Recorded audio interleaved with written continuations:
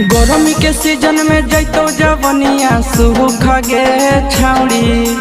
गर्मी के सीजन में जैतो जवनिया सूख गे छाउड़ी। जब मारी दे तो लहंगे में लूक गे छाउड़ी।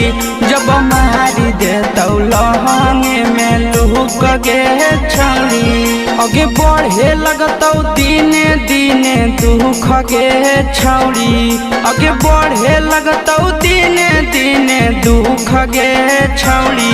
जब मारी दे तो लहंगे में लूक गे छाउड़ी। जब मारी दे तो लहंगे में लूक गे छाउड़ी।